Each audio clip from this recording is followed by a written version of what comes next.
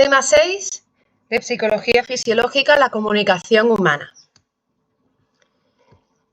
Introducción. La comunicación es un proceso por el que se transfiere la información desde un emisor hasta un receptor y es común a todos los seres vivos, a través de distintos códigos como posturas y vocalizaciones específicas de una especie, agresión entre machos, conductas reproductoras, feromonas, danza de las abejas, canto de ballenas. El lenguaje humano es una singularidad que permite la transmisión de la cultura. Según los psicolingüistas, con él se puede expresar un número infinito de ideas a partir de elementos finitos. Combinamos fonemas o grafemas y transmitimos información y emociones. Posee una dimensión social. La conducta verbal es una de las más importantes de nuestra especie. Según Ramachandran, en el 2011, el lenguaje humano se caracteriza por el extenso vocabulario, el empleo de palabras para cosas o eventos pasados, futuros o hipotéticos, el empleo de metáforas y analogías, lenguaje figurado, y el empleo de una sintaxis flexible y recursiva. El lenguaje requiere de una organización cerebral única para procesar sonidos, sintaxis y significado. Los psicolingüistas se centran en los mecanismos para la comprensión y producción del lenguaje. Los neuropsicólogos estudian los efectos de las lesiones en el lenguaje, estudio de las afasias. Los psicólogos, neurólogos, neurocientíficos de la conducta o psicólogos fisiológicos estudian las bases neuronales. El lenguaje humano y homonización. La definición y componentes del lenguaje. Según Kolb y Wishaw, en el 2006, debemos diferenciar entre lenguaje, lengua y habla. Lenguaje, sistema que se utiliza para expresar ideas mediante signos o sonidos. Lengua, sistema de signos y reglas. Habla, forma audible del lenguaje y su uso particular del mismo. El lenguaje es un sistema jerárquico. Fonemas son unidades individuales de sonidos. N, I. El lenguaje escrito se corresponden con los grafemas, letras. Entonces, los fonemas son los sonidos y los grafemas son las letras. Los fonemas se agrupan en morfemas y lexemas, que son unidades con sentido más pequeñas que las palabras. El lexema niñ, el morfema a y la palabra forma niña. Ok. El lexema es más largo que el morfema. Ok. Palabras es la unidad léxica con significado fijo y las frases, pues el conjunto de palabras que forman un sentido. El lenguaje presenta 5 dimensiones: fonológica, semántica, gramatical, pragmática y lexicón. Fonológica, que es la comprensión y producción de los sonidos. Se incluye la prosodia, entonación vocal, que puede modificar el sentido de palabras y oraciones.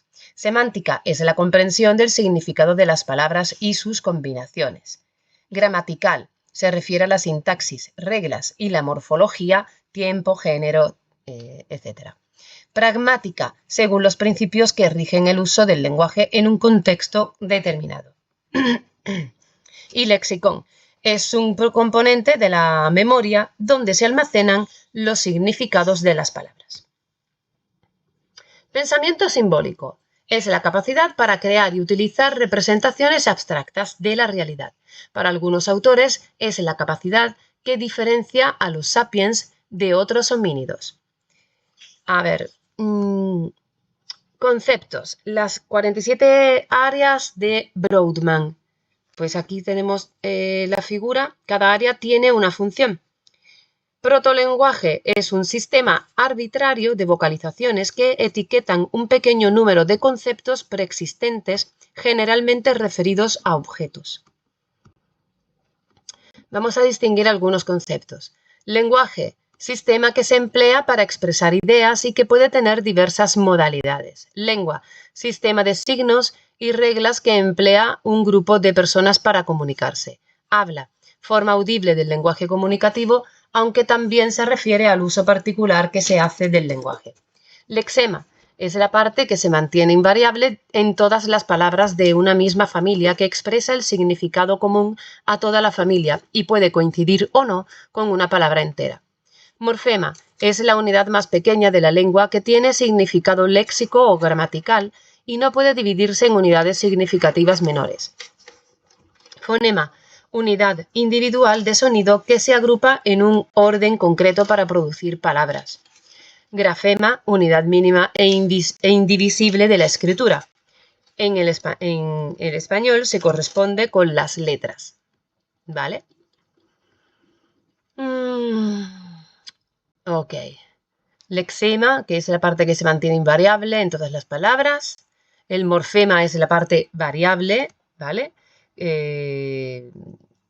Significado léxico o gramatical, que no puede dividirse en unidades significativas menores. El fonema hemos dicho que son sonidos, ¿okay? Que se agrupan para tener el significado de las palabras, y el grafema es la unidad mínima e indivisible de la escritura, que son las letras.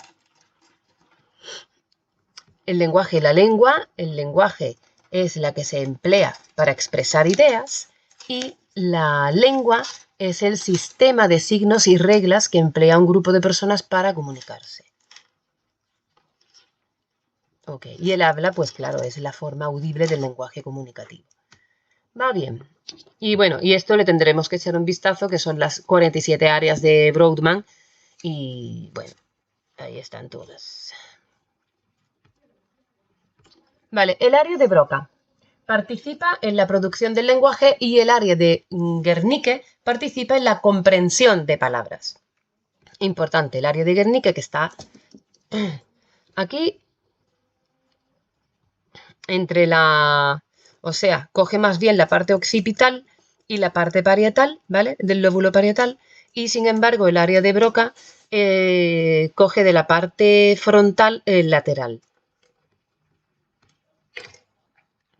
¿Cómo y cuándo aparece el lenguaje? El registro fósil de los endocastos, moldes de la cavidad craneal de los fósiles, nos arroja a los siguientes datos. El Homo habilis existió hace 2 millones de años, tenía un centro de Broca, por lo que podía interpretar gestos. Homo erectus existió hace 2 millones, o sea, de 2 millones a 700.000 años antes de nuestra era, con mayor volumen craneal que el anterior, desarrolló un protolenguaje. Homo heidelbergensis, los de Atapuerca, Burgos, vale. Existió hace 600.000 años con un volumen craneal grande, construyó herramientas y enterramientos funerarios. Reunió 2 características para desarrollar el lenguaje: el pensamiento simbólico y el desarrollo del aparato fonador, con la modificación del hueso hioides y el descenso de la laringe. Y por último, el Homo sapiens hace 200.000 años, que es muy parecido al hombre moderno. Es decir, Homo habilis podía interpretar gestos, ¿vale? Tenía un centro ya de Broca. El Homo erectus tenía el volumen craneal más grande y desarrolló un protolenguaje. El Homo heidelbergensis, que es el de Atapuerca en Burgos, pues ya él desarrolla un lenguaje, el pensamiento simbólico y el desarrollo del aparato fonador, ¿vale? Con el hueso hioides y el descenso de la laringe, y ya el Homo sapiens, que era muy parecido al hombre moderno. ¿Qué es endocasto? Endocasto es el molde del interior de la cavidad craneal que se usa en paleontología para determinar el volumen craneal y sus características. Palenotología. Vale.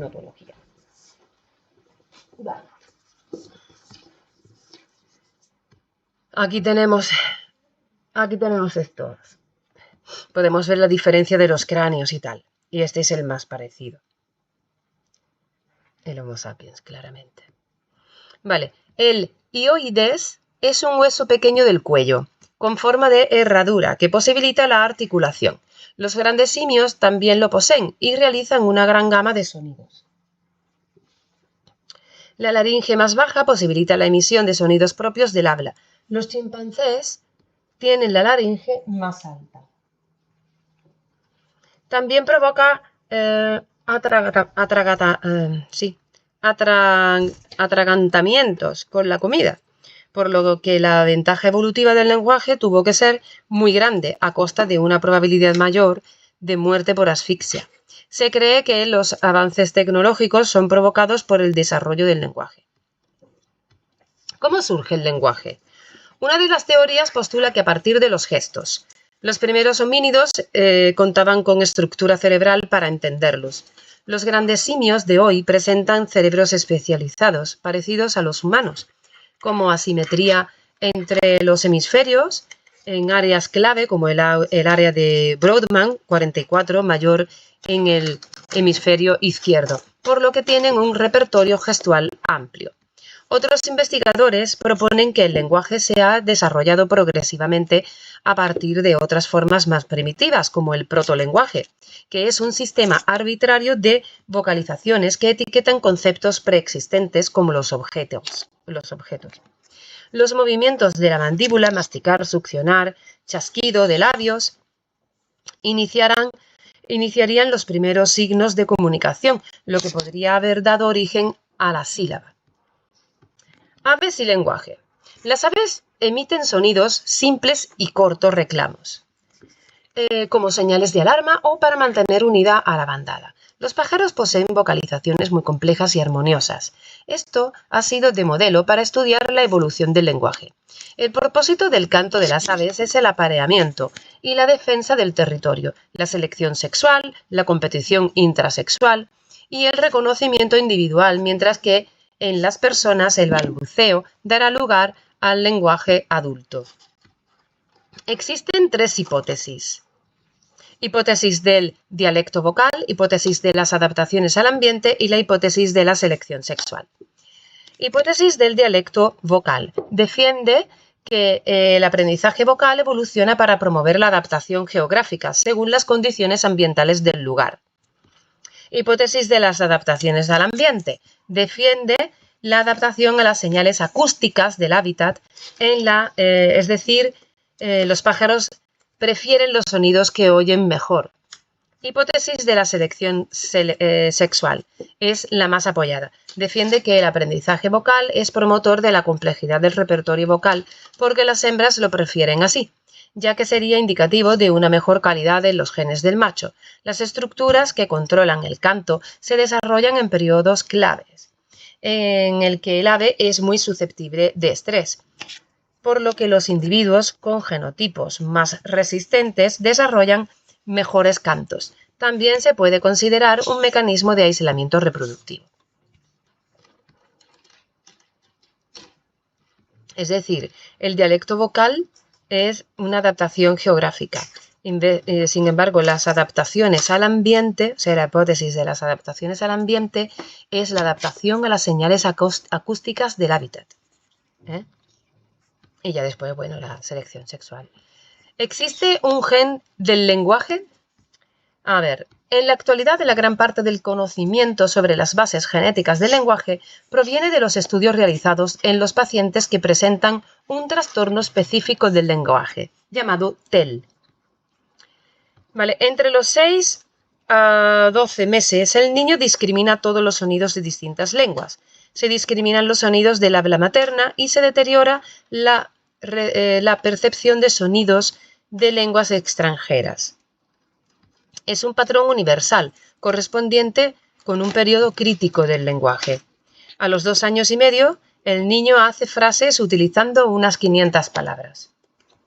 Vale, aquí el TEL, ¿vale? El trastorno específico del lenguaje, vemos que está de modo central, ¿vale? Creando un déficit motor, un déficit cognitivo o un origen de origen genético, donde se puede dar a la dispraxia, dislexia, al déficit de atención o a los trastornos del espectro autista. Esto es la relación que puede tener TEL o sea, el trastorno específico del lenguaje con otros trastornos del desarrollo.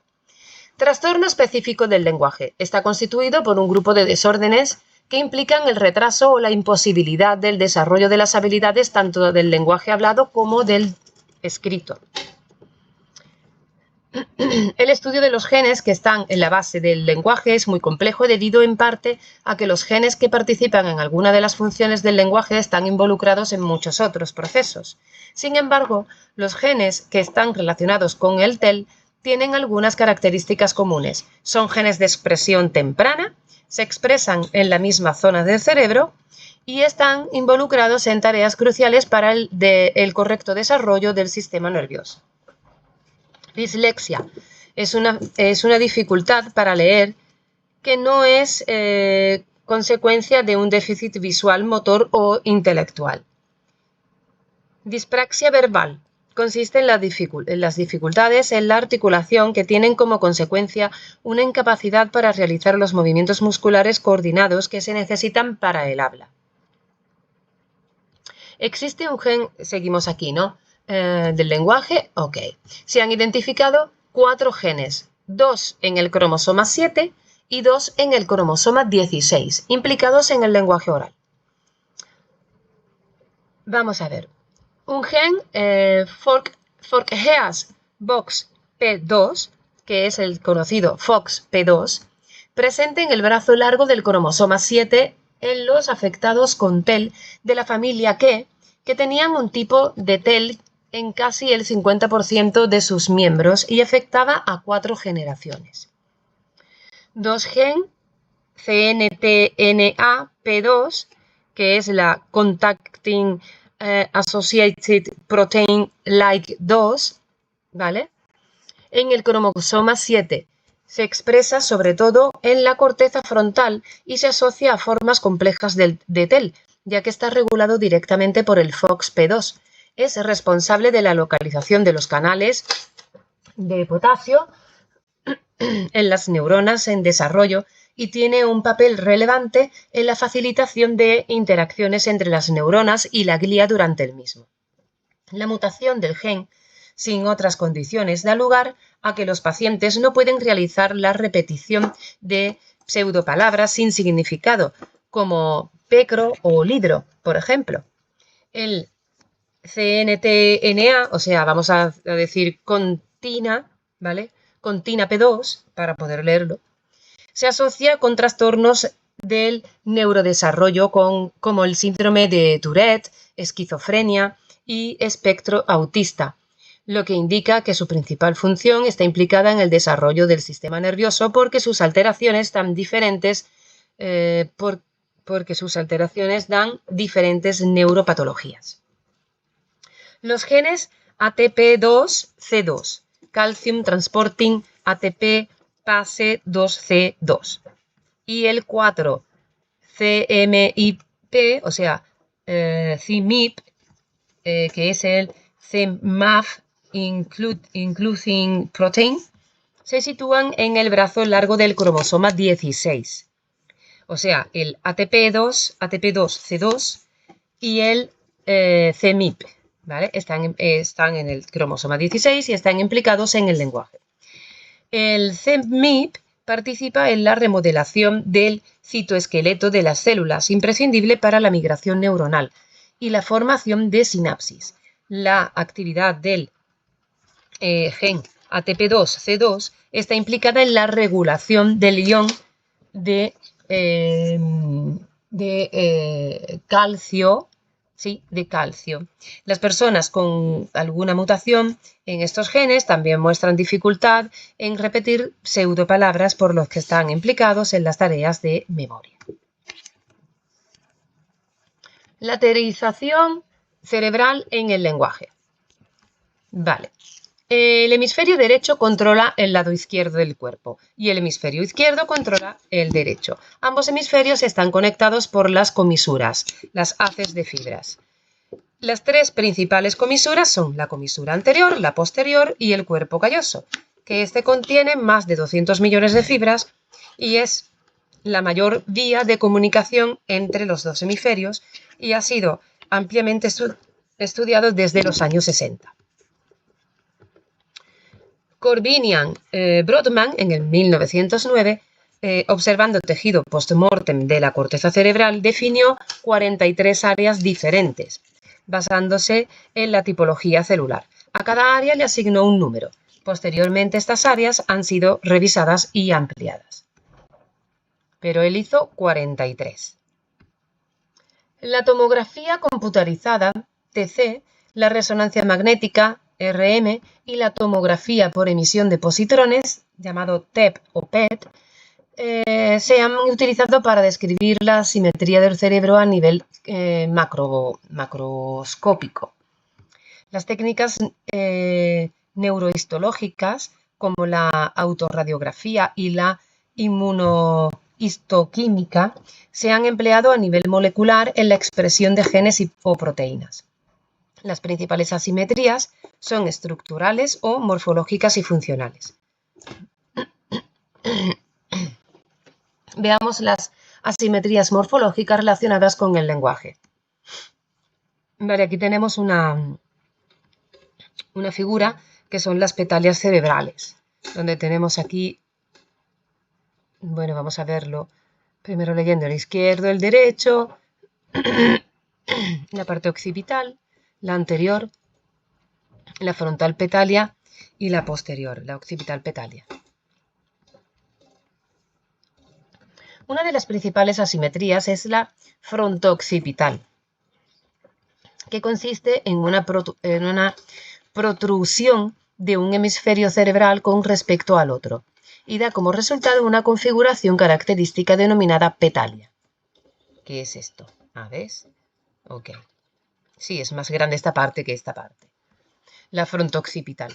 La petalia frontal se produce porque el lóbulo frontal del hemisferio derecho sobresale por la parte anterior y es más ancho que el izquierdo, mientras que el lóbulo occipital muestra el patrón opuesto, con lo que el lado derecho del cerebro está ligeramente deformado hacia adelante, que es la torsión de Yakovlev.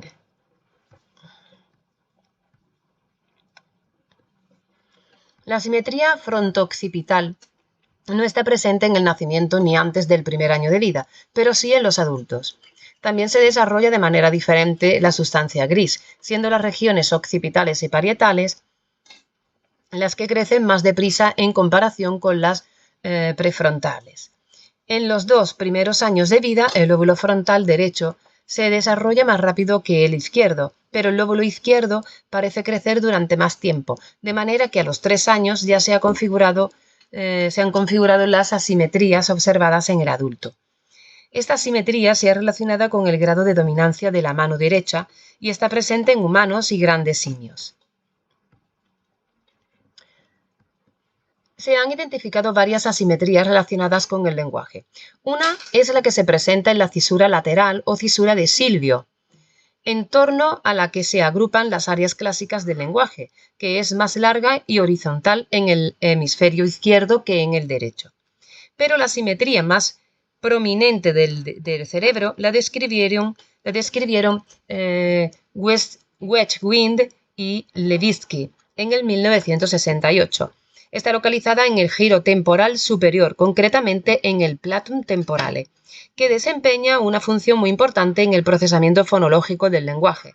El planum temporale es significativamente mayor en el hemisferio izquierdo que en el derecho, en 2/3 partes de la población, y se aprecia en el feto humano de 31 semanas. También existen en otros primates. La simetría en el giro de Eschl se relaciona con la del platum temporale. El giro de Eschl es más grande en el hemisferio izquierdo en personas diestras. Vale. Aquí tenemos la figura con el giro de Eschl izquierdo y el derecho. Vale. En el dibujo se puede observar la simetría del giro de Eschl, marcada en marrón. Claro, esta es mucho más ancha, grande que en el izquierdo, es mucho más grande que en el derecho. que es el doble en el hemisferio izquierdo en comparación con el derecho. Eso es. A la derecha la imagen de RM, de resonancia magnética, que muestra la asimetría de planum temporale, uno más grande del otro. El área de Broca también es asimétrica, se corresponde con las áreas de Brodmann 44-45 y está localizada en el giro inferior frontal. Es estructuralmente más larga en el hemisferio izquierdo que en el derecho. Esta diferencia está propiciada por un área 44 más asimétrica y con una distribución de neurotransmisores también asimétrica. Vale, entonces tenemos que recordar que está una de las asimetrías está en la cisura lateral o en la fisura de Silvio, ¿vale? Y es más grande en el hemisferio izquierdo, igual que es más grande en el hemisferio izquierdo el del giro de Echle y también en el área de Broca. Son siempre más grandes en el hemisferio izquierdo. Y aquí también en el planum temporale igual, siempre es más grande en el lado izquierdo, ¿vale? Y también tiene que ver en que seamos destros. Y bueno, tenemos que recordar aquí que son Wedgwind y Levitsky en el 1968. Vale, otras estructuras relacionadas con el lenguaje presentan asimetría como el fascículo arqueado, una vía de conexión entre el lóbulo temporal posterior y la corteza frontal inferior, que contiene 3 segmentos apreciados en las figuras. Por ejemplo, en rojo está la conexión temporofrontal, en verde el segmento anterior que conecta el área de Broca con la corteza parietal inferior, que es el área de Wedgwind, y en amarillo el segmento posterior que conecta el área de Wernicke con la corteza parietal inferior. Vemos, ¿no?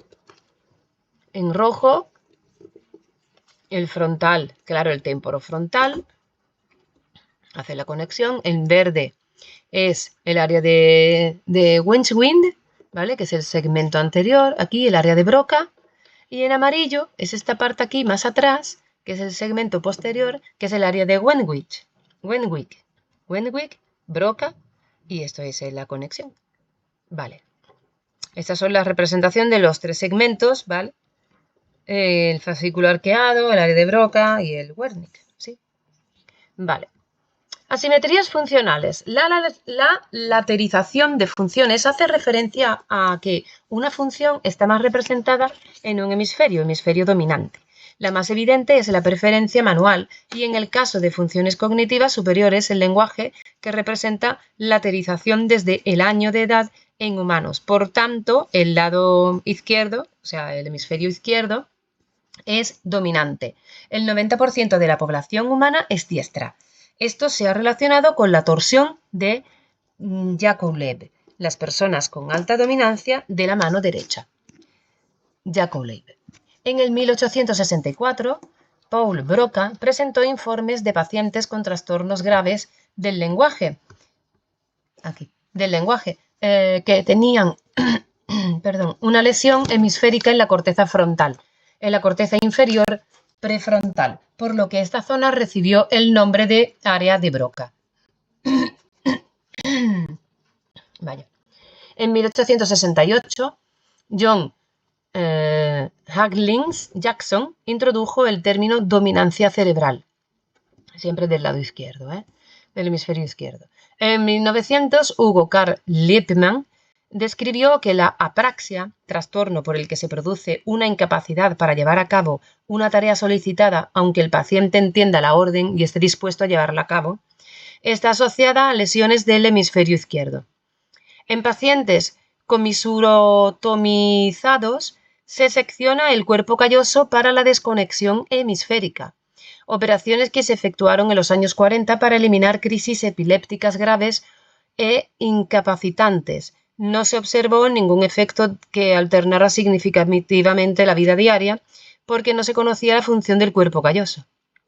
Posteriormente, se amplió la sección del cuerpo calloso a la comisura anterior produciéndose los primeros casos de cerebro dividido, split brain. Michael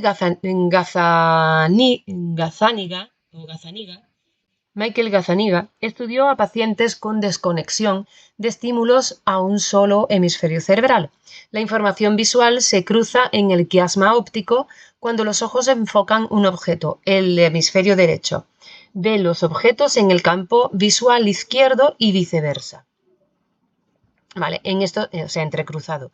En estos estudios, si la proyección del estímulo se realizaba sobre el campo visual izquierdo, la información llegaba al hemisferio derecho y la persona no podía nombrar lo que veía porque en el hemisferio izquierdo es el que habla y el derecho es el mudo. Ah, qué curioso. El derecho es el mudo y el izquierdo es el que habla. O sea, si la persona lo veía por el campo visual derecho, sí podía decir lo que estaba viendo, pero si lo veía por el izquierdo, como la información llega al derecho y el derecho es el mudo, no podía decir lo que veía. Entonces, aquí en esta figura, lo que vemos es la representación esquemática de cómo se produce el cruce de información visual en el cerebro. ¿Vale? Vale. Aquí tenemos también otra figura que es la representación esquemática de los experimentos de Gazzaniga de selección de estímulos en pacientes con cerebro dividido. En la izquierda, al llegar la información visual al hemisferio izquierdo, la persona puede nombrar lo que está viendo. Ahí va. Y en el otro, nada. En el otro no podía decirlo. ¿Vale? Estos pacientes, split brain, si se les pedía que nombraran un objeto explorando con la mano derecha, lo podían nombrar, pero no con la mano izquierda, aunque si lo emparejaran correctamente, identificación, pero incapacidad para nombrarlo. La laterización del lenguaje no está presente en el nacimiento porque es producto de la maduración. En el nacimiento hay interconectividad hemisférica y con la edad se desarrolla la conectividad intrahemisférica. En niños de 2 años el patrón es la conectividad interhemisférica, mientras que en los adultos es más prominente la especialización en el hemisferio izquierdo. A los 6 años el patrón es bilateral aún, mientras que la conectividad entre los giros superior frontal e inferior frontal en áreas de escucha de historias se incrementan entre los 5 y los 18 años. Entre los 6 y los 24 años, la asimetría frontal está presente en la articulación de palabras, pero no durante la escucha de narraciones. Todo esto sugiere diferentes procesos madurativos para la capacidad de comprensión y producción del lenguaje. Entonces aquí tenemos un cuadro donde están las funciones principales que se relacionan con el hemisferio derecho e izquierdo. El hemisferio izquierdo, lenguaje, comprensión y producción del discurso. Escritura, cálculo, ritmo, sentido del tiempo y la secuencia de movimientos complejos. En el hemisferio derecho tenemos las habilidades espaciales, perceptivas y visuales, el reconocimiento de patrones o caras, emoción, elementos no verbales del lenguaje, la prosodia y la pragmática del lenguaje. Vamos a repasarlo otra vez porque ya lo hemos terminado y vale. Entonces hemos dicho que en el hemisferio izquierdo tenemos el lenguaje, comprensión y producción del discurso, la escritura, el cálculo, el ritmo, sentido del tiempo y la secuencia de movimientos complejos. Y en el hemisferio derecho tenemos las habilidades espaciales, perceptivas y visuales, el reconocimiento de patrones o caras, la emoción, elementos no verbales del lenguaje, la prosodia y la pragmática del lenguaje. Y esto es todo. Nos vemos en el tema 7.